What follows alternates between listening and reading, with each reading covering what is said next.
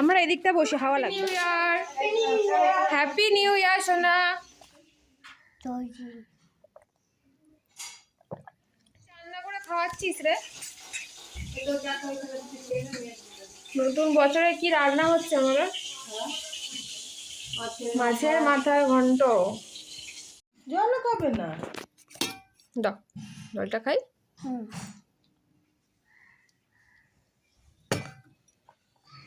এই যে লক্ষ্মীর ঘট এনেছে, লক্ষ্মীর ঘট এনে হবে বছরের প্রথম থেকে ঘটের মধ্যে টাকা জমানো হবে। এই যে অলরেডি টাকা ফেলে দে। ক টাকা ফেলছিস? দেখো 20 টাকা দিয়ে শুরু কর, তারপরে ফেলছি। প্রথম থেকেই হয়ে গেছে লক্ষ্মীর ঘট। এটা সামনের বছর হবে। ও এটা তো ইয়ে করতে হবে। ওটা কি ইয়ার আছে নাকি? না ওই যে একটা মাটির ইয়ে না আটকে রয়েছে, ওটাকে না ঘরতে হবে না। আগে বেশ ঘরে টাকা ফাঁকা জমানো হতো, এখন আর সেরকম কিছু হয় না। এই ঘরগুলো দেখি না। আস্তে মামাম সাইড হয়ে যাও, কাছেই আছে।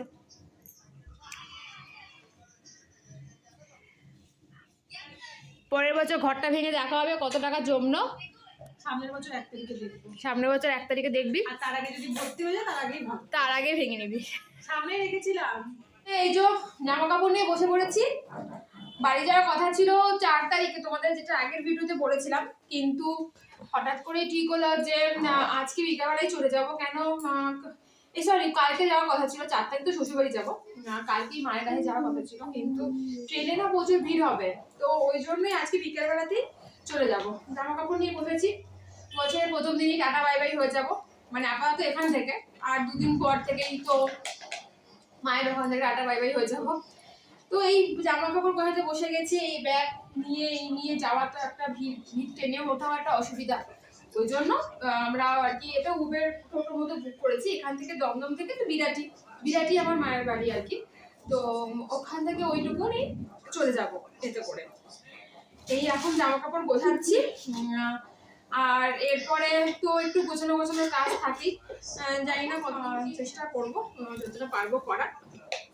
সকালবেলা জল খাবারে পরোটা আলু তরকারি খাওয়া হয়ে গেছে। তো হাই করে দাও। ও একদম আমাকে আর কি কপি পেস্ট করে, যা দেখবে ও সেটাই একদম বলা, মানে একটা বাচ্চা যেটা দেখবে সেটাকেই ও বলতে থাকবে, এই হচ্ছে ব্যাপার। তো প্রথম ভিডিওগুলো আমি জানি না মা তোমাদের কেমন লাগছে। সবার মতো মানে এখনো তো পরিপক্ক হয়নি, তো স্বাভাবিক ব্যাপার, একটু তো খামতি থাকবে। তো চেষ্টা করছি যে যাতে আরো ভালো কিছু নতুন করে কন্টেন্ট করা। আসলে কি নিজের বাইরে থাকলে আরো ভ্যারাইটি কিছু মানে করা যায়, মানে ঘুরতে এসে দেখবে কি সচরাচর কিছু ইয়ে হয় না, তার জন্য একটুখানি হয়তো তোমার ভেঙে যাবে কিন্তু। তো চলো জামা কাপড়গুলো গোছাই, গুছিয়ে তারপর। তো দেখো এখানে আমরা বেরিয়ে গেছিলাম, তখন বাজে হচ্ছে 4:30। তখন মেয়েকে একটু খাইয়ে বেরিয়ে গেছি।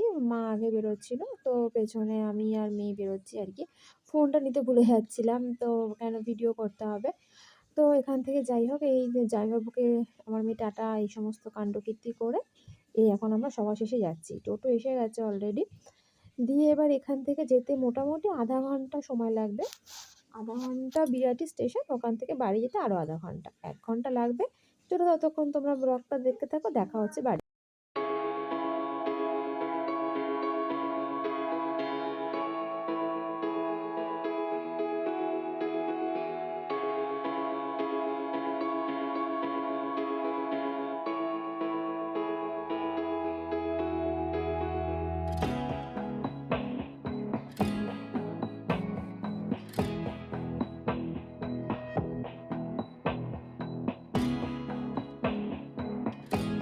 তো দেখো এখন বাড়ি এসে গেছি, এসে দিদি আলু কাটতে বসেছে। তো এর কারণ হচ্ছে যে বাড়িতে এসে সবারই খুব খিদে পেয়েছিল, মানে তখন এখন বাজে অবশ্য যখন ভিডিওটা করছিলাম তখন বাজে মোটামুটি 7টার মতো।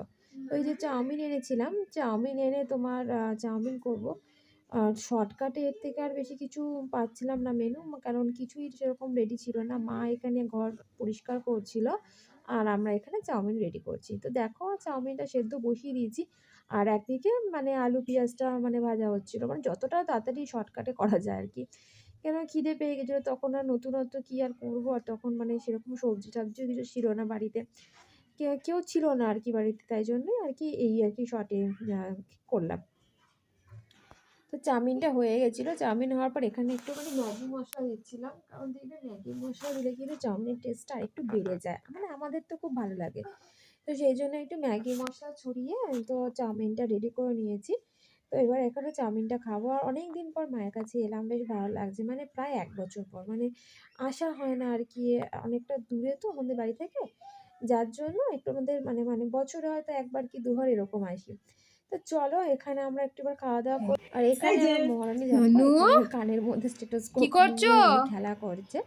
ই আর বাবা, ঘরের কি বলবো, ঘরের অবস্থাটা এটা একটু ইগনোরই করো, কারণ কি হচ্ছে সবে মাত্র এসেছি তো সেরকম কিছু গুছিয়ে হয়ে ওঠেনি। কি তো করছো? দিদি আমাকে তখন এটাই বলছিল যে দেখ তাই? ভিডিও করছিস তো ঘরের কি অবস্থা, তো আমি বললাম যে তাই? কি আর করা যাবে, এই তো সবে এলাম, তবে সবে তো গোছাচ্ছি নাকি, একা মা তো সবে স্টার্ট করেছে গোছানো, আর আমাকে তো মেয়ে নিয়েই তো বদমাইশি করে।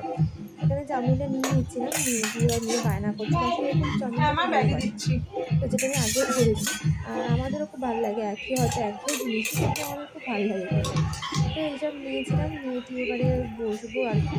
তো কী বলো তো, কিন্তু অনেকদিন বাড়ি ঘরে না থাকলে বাড়ি ঘরের অবস্থা খুবই আর কি শোচনীয় অবস্থা হয়ে যায়, মানে এসে অনেক কাজ থাকে, তাই জন্য আর কি আমরা আগের দিন মানে আজকে রাত্রিবেলায় এসে গেছি, বিকেলবেলাতে আসার কথা ছিল আগামীকাল সকালবেলাতে, কিন্তু যেহেতু অনেক কাজ তার 2 দিন পর তো শ্বশুরবাড়ির লোকজন আসবে, সেই জন্য আগের দিনই এলাম। আর এখানে দেখো আমার মেয়ে ছেলে আছে, যেই আমরা কথা বলছি তুমি খাবে? সেই আমারটা ঘরে দে, তো রেখেছি। চলো চলো ওই যে ব্যাগে দিচ্ছি, চলো। ঠিক আছে, বলছে যে যা তুই ঘরে যা, আমি দিচ্ছি। আসো। ওর তো আর সবুর হয় না, দেখো ঘরের কি অবস্থা, মানে আমাদের বসার জায়গা নেই, ও মানে রাজ্যের জিনিস খাটের মধ্যে নিয়ে এরকম করে, বাড়িতেও তাই করে আর এখানেও তাই, সব জায়গা তো এরকমই করে, মানে আমাদের ঘরের যা অবস্থা কি আর বলবো, মানে আমাদের বাড়িতে তো গরম ভাবি গরম যা গরম, হাত দিস না, গরম গরম। কিছু করার নেই, বাচ্চা কাচ্চা থাকলে তো এরকম একটু হবেই, তাই না, আশা করি সবার বাড়িতেই এরকম হয়। তাই এই পরিষ্কার ধীরে ধীরে করবো, এই চাদরটাকেও বদলাতে হবে, কারণ যেহেতু অনেকদিন কেউ ব্যাপার কিন্তু ছিল না, হ্যাঁ, তো কী হয়েছে তার মধ্যে অনেক কিছু ধুলো কালি চাপতে পারে, তো সেটা আমি বললাম আগে খেয়ে দে তারপরেও করবো। মা এদিকে তার যতটা পারছে একটুখানি পরিষ্কার করছিল, করতে করতে উনি এবার একাই হাত দিয়ে দেখো খেতে শুরু করে দিয়েছে, মানে কাউকে যে খাইয়ে দেবে সেই সব না। তা আমি বললাম ঠিক আছে, তাহলে আমি এবার নিয়ে পাশে বসে যাই, তো তুই আমি দুজনে মিলে খাই। তো ও নিজে তো খাবে না, আমারটা নিয়ে নষ্ট করে, এই হচ্ছে ওর কাজ সারাদিনে। তো চলো তারপর দেখাচ্ছে একটু পরে। দেখো এখানে চাদর পাচ্ছি, যেটা বলছিলাম চাদরটা না পাতলে ওকে কেমন লাগছে, তো সঙ্গে সঙ্গে আমরা দিদি মিলে বললাম চল তোতে আমাদের দুজনে মিলে চাদরটা পেতে নিই। তো দুজনে চাদরটা পেতে নিচ্ছিলাম, কারণ ঠিক আছে, রাখো। টিকটিকি যেতে পারে, এমনি চাদরের ওপর দিয়ে সেকে নিয়ে আমরা আবার শোবো। তো দুটো ঘরে তো বদলানো হচ্ছে, ওই ঘরটায় বদলাবো একটু পরে, বসছি বসছি। বদলাবো, এই হচ্ছে ব্যাপার। আর আমাদের সত্যি তো বলতে দাঁড়া মানা করে নিক, তারপরে এসে কাজগুলো করতে মানা করে নিক। একা থাকে তো, আমার মা যেহেতু সার্ভিস করে সেই জন্য সব কিছু করার সময় পায় না, আমরা এসে এগুলো করে নিচ্ছি দুজনে, এইসব করবো, তারপরে রাতে আজকে দেখি কি করবো, মাই করবো রাত্রিবেলা, বসছি শুয়ে পড়বো, এই অবধি প্ল্যান আছে। এই যে দ্বিতীয় ঘরটা সেটাও দেখো কমপ্লিট হয়ে মামা গেছে, এলি কেন? চালের বদলানো হয়ে গেছে। এবার আপাতত মোটামুটি কাজ এইবার মতো শেষ, আবার কালকে সকাল থেকে আবার দেখি নতুন কাজ শুরু হয়, এই হচ্ছে ব্যাপার। তো এখানে দেখো চালে আর এখানে খিচুড়িটা বসিয়ে দিয়েছিলাম, এখানে আর কি রাত্রিবেলা যেটা বলছিলাম খিচুড়ি করারই প্ল্যান হলো। তো এই যে টমেটো, কড়াইশুঁটি, মুসুর ডাল দিয়ে হচ্ছে আমাদের হবে, আর হবে ডিম ভাজা। মানে শীতকালে কিন্তু রাত্রিবেলা খুব ভালো লাগে, তাই না? এই যে ফুলকপি আর আলু কেটে নিয়েছিলাম, আর এখানে দেখো আমার মেয়ে কেমন বসে রয়েছে ড্রেসিং টেবিলের ওপর বসে বসে ও খেলে যাচ্ছে, আর আমি ওকে বলছিলাম মানে পড়ে যাবি নাম, কেন কি ওকে যতই আমি বলছি ওর ওখান থেকে নামছে, ওখানেই থাকবে। তো দেখো কেমন করে বসে বসে খেলছে, ওদিকে আমার দিদির ছেলেও ছিল, দিদির ছেলে আর কি ও খুব শান্ত, ও বসে বসে খেলছে, আর আমার মেয়েটা হচ্ছে তুমি কোথায় উঠেছো?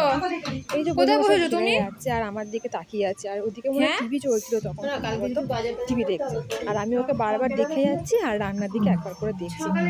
এই যে রান্নাঘরে দেখো এখানে খিচুড়িটা অলমোস্ট হয়েও গেছে, গল্প করতে করতে খিচুড়িটা হয়ে গেছে। আবার পরে আমি মাকেও বললাম যে মা আমি যদি একটুখানি কাজ করে তো তুমি একটুখানি খিচুড়িটা দেখে নিও।